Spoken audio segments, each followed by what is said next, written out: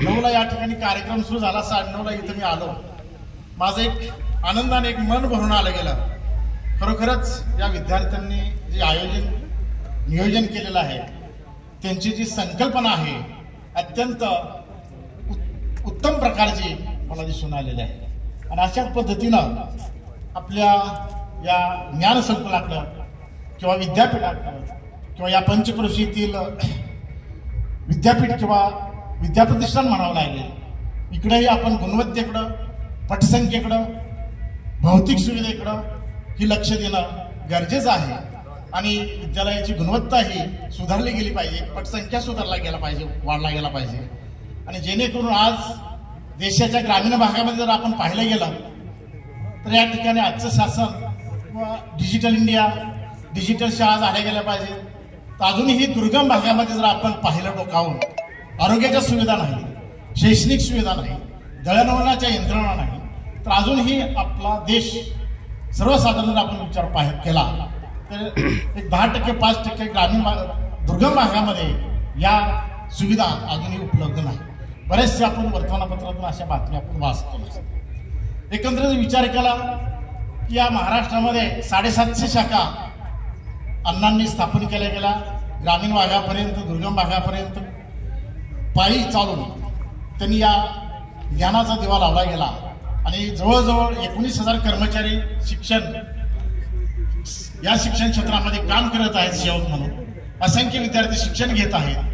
आणि याचा जर विचार केला आपण ही आपल्या कौटुंबिक स्थानापासून जर विचार केला तर ज्या कुटुंबाची किंवा फॅमिलीची किंवा ज्या गावाची, तालुक्याची, जिल्ह्याची, राज्याची आणि देशाची शिक्षण प्रणाली जर उत्तम असेल तर तो देश जगामध्ये, विश्वामध्ये खऱ्या अर्थानं आर्थिकदृष्ट्या सक्षम असू शकतो. लक्षात हे आपण विसरून चालणार. आज आपण इथं हनुमान विद्यालयामध्ये शिक्षण घेतलं म्हणून आज आपण या ठिकाणी आपली अर्थव्यवस्था जर पाहिली गेली, प्रत्येक जण आज विविध क्षेत्रामध्ये वेगवेगळ्या पदावरती कार्यरत आहेत, अधिकारी म्हणून काम करत आहेत. ते झाला गेला. आणि म्हणून मी सर्वांचं या ठिकाणी अभिनंदन, स्वागत करतो. आणि माझे 4 शब्द ऐकून घेतले त्याबद्दल मी आभार मानतो. धन्यवाद. जय हिंद, जय महाराष्ट्र. धन्यवाद. आपण आला, आपले 2 शब्द, अनमोल शब्द या ठिकाणी आपण व्यक्त केले. धन्यवाद. यानंतर मी बनसोडे सरांना विनंती करतो त्यांनी आपले 2 शब्द या ठिकाणी आम्हा सर्वांना सांगावे. आवाज येतोय ना? सर्वांना हृदयाच्या प्रत्येक कानाकोपऱ्यातून माझं जे स्पंदन जिथं आहे तिथपासून सर्वांना मनपूर्वक नमस्कार करतो. आणि फार काय बोलावंसं मला आता वाटतच नाही. फक्त मी म्हणजे एवढं भरून आलं की काय बोलावं असा प्रश्न पडलाय. मागच्या एका गेट टुगेदरच्या कार्यक्रमाला उपस्थित राहण्याचा योग आला. मला वाटतं नलवडे जोड आणि आपले कांबळे मामा हे त्यावेळेस होते. मी फार काय बोलणार नाही. आचार विचार उच्चार, आचार विचार उच्चार, वागावं कसं, विचार करावा कसा, उच्चार करावा कसा हे आपल्या हातात. आचार विचार आणि उच्चार. पण आपला प्रचार जर कुणी करायचं म्हटलं तर काय पण कुणी पण बोलत शकते. ते आपल्या हातात आहे का? अजिबात नाही. तेवढंच फक्त जे आपल्या हातात आहे ते जपूया. आपल्या शाळेबद्दल, आपल्याबद्दल कधी कुणी कसंही बोललं तरी आपण ज्यावेळेस कर नाही त्याला डर कशाला आपण म्हणतो, तशा पद्धतीनं आपल्या वागण्यात कुठेही खोट नसेल, कुठल्याही प्रकारचा दोष नसेल, वागण्या बोलण्यामध्ये नसेल, उच्चारामध्ये नसेल तर कुणाची काळजी करायची गरज नाही. आणि दुसरी एक गोष्ट आवर्जून मला सांगायची आहे. या ठिकाणी आपली सगळ्यांचीच आवडती ताई पुष्पगंधा इथं उपस्थित आहे. कॉलेजच्या तास आठवून मी तो प्रसंग आवर्जून यासाठी सांगावासा वाटतो. आपली नजर कशी आहे यावरून समोर जे दिसतं ते माणसाला त्याकडे आपण त्या दृष्टिकोनातून पाहतो.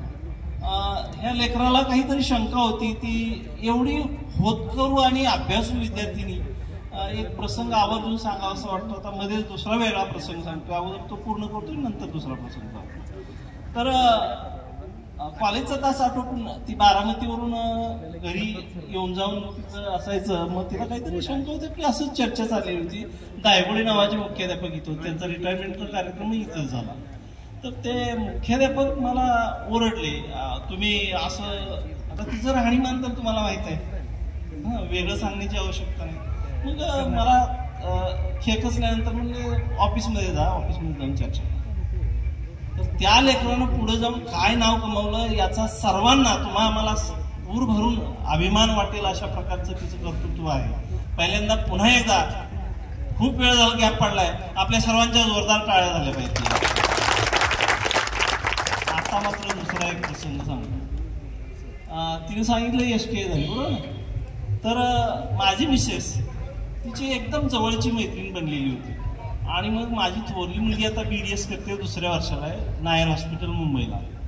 तर त्या मुलीच्या पायाला ओढणीनं बांधायचं आणि ह्या दोघी अभ्यास करत. तर माझी मिसेस ही STA पहिल्याच प्रयत्नात पास झाली. पुढे PSI पूर्वपरीक्षा पास झाली, मेन परीक्षेला जाऊ दिलं नाही.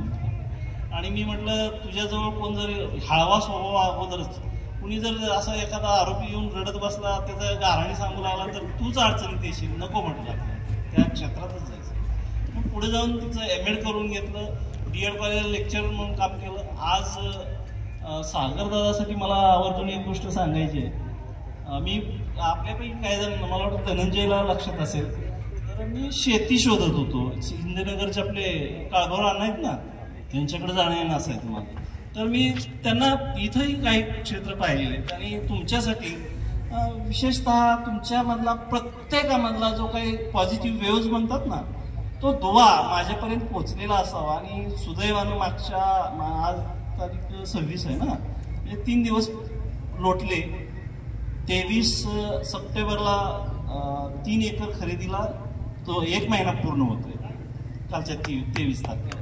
तर सागरदादासाठी मला सांगायचं आहे, मला एवढा आनंद झाला आहे की माझ्या शेतातली जी त्याची प्रायोगिक तत्वावरची प्रयोगशाळा आहे ती तिथं उभी करायला माझा होकार असेल. नीरा नदीच्या काठावरती ओझरे नावाचं गाव आहे इंदापूर तालुक्यामध्ये, आणि माळशिरस तालुक्यामध्ये तांबवे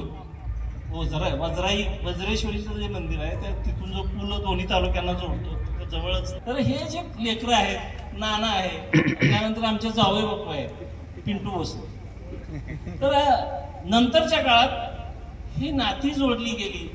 आणि हे जे विद्यार्थी आणि शिक्षकाचं नातं मी बाजूला ठेवतो, मी एक विद्यार्थीच आहे असं स्वतःला समजतो. तुमच्याकडून खूप काही मिळण्यासारखं आहे, शिकण्यासारखं आहे. तुमच्याकडून महत्वाची म्हणजे ही जी ऊर्जा आहे, मला वाटतं ही ताई बोलली, तिच्या बोलण्यातून हे जे आलं, इतकं भरभरून बोलावं असं तिला वाटत होतं. किती बोलावं आणि किती नको.